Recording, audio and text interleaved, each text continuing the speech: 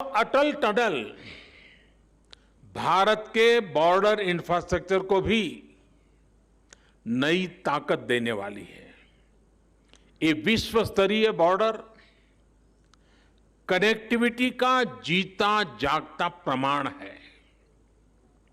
हिमालय का ये हिस्सा हो, पश्चिम भारत में रेगिस्तान का विस्तार हो, या फिर दक्षिण और पूर्वी भारत का तटीय इलाका, ये देश की सुरक्षा और समृद्धि दोनों के बहुत बड़े संसाधन है।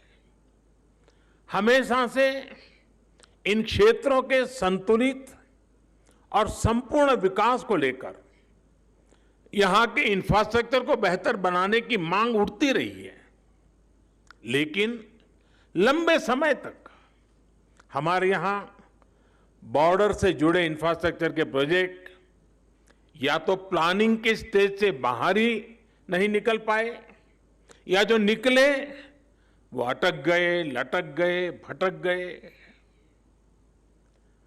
अटल टनल के साथ भी कभी कभी तो कुछ ऐसा महसूस भी हुआ है। साल 2002 में अटल जी ने इस टनल के लिए अप्रोच रोड का शिलान्यास किया था। अटल जी की सरकार जाने के बाद जैसे इस काम को भी भुला दिया गया। हालत ये थी कि साल 2013-14 तक टनल के लिए सिर्फ 1300 मीटर यानी 1.5 किलोमीटर से भी कम काम हो पाया था। एक्सपर्ट बताते हैं कि जिस रफ्तार से अटल टनल का काम उस समय हो रहा था, अगर उसी रफ्तार से काम चला होता तो ये सुरंग साल 2040 में जाकर के शायद पूरी होती। आप कल्पना करिए,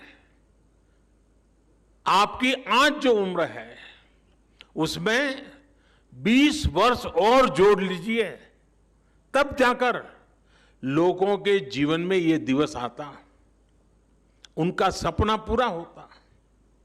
जब विकास के पथ पर तेजी से आगे बढ़ना हो, जब देश के लोगों के विकास की प्रबल इच्छा हो, तो रफ्तार बढ़ानी ही पड़ती है।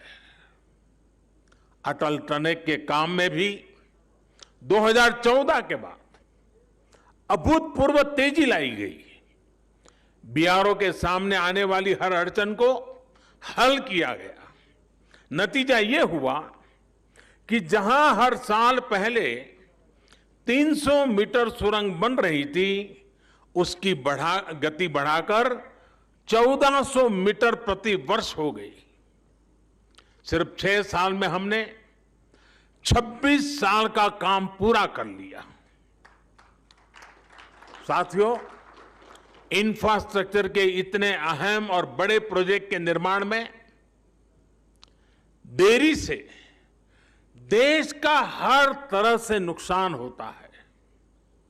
इससे लोगों को सुविधा मिलने में तो देरी होती है, इसका खामियाजा देश को आर्थिक स्तर पर उठाना पड़ता है।